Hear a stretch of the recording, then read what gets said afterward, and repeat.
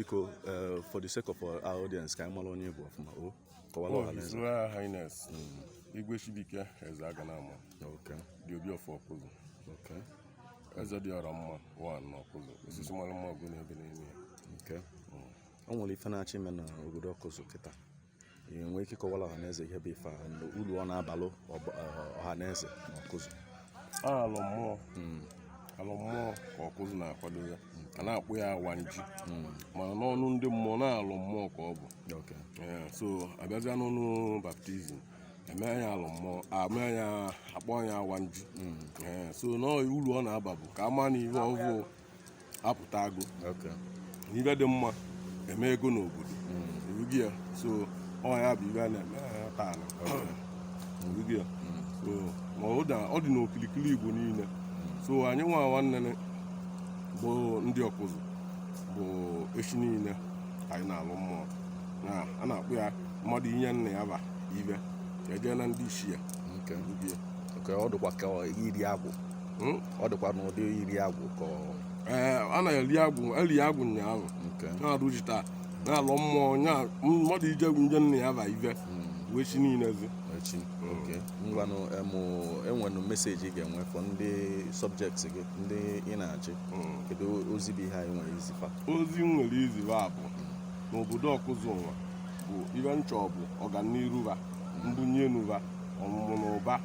Mmadụ atụtụ n'ihe mmadụ si na-eme ọrụ nya a na-akpụ ya iropu ata n'ukwu ọka.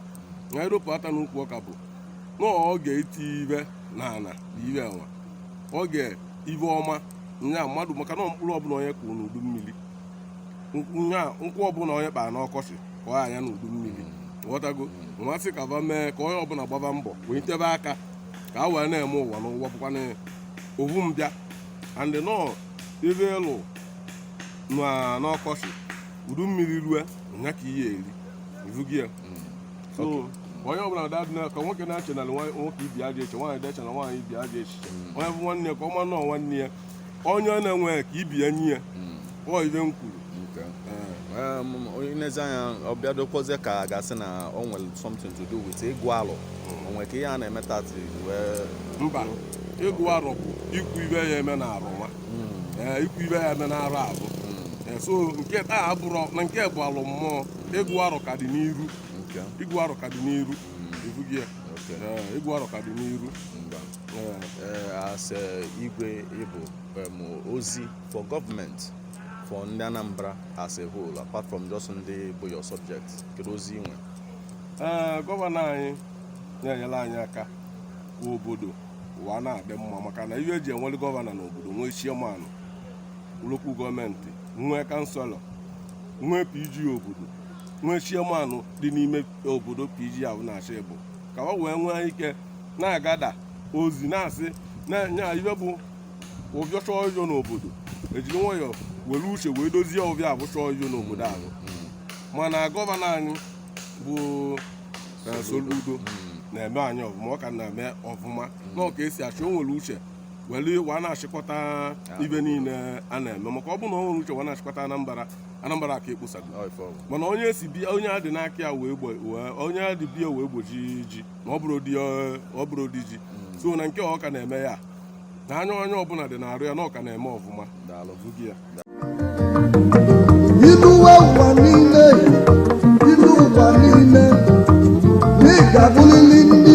If you know your history, then you will know where you are coming from, and in whatever you do, seek wisdom. Knowledge is power. Inugo maka the book Hip Hop and Igbo Culture, authored by Martin Chibuike Ezeaganama the First, Metal of Ebona the 103.5 FM. There is a great insight in hip hop and Igbo culture. You can get this book or pick it up at a bookshop in St. Teresa's Catholic Church, Omonya, or at Ebona the 103.5 FM Ogidi. You go to www.amazon.com, search for Hip Hop and Igbo Culture by Martin Chibuike Ezeaganama. For further information on how to get this book, please call 08039167049 or you WhatsApp 08065796599.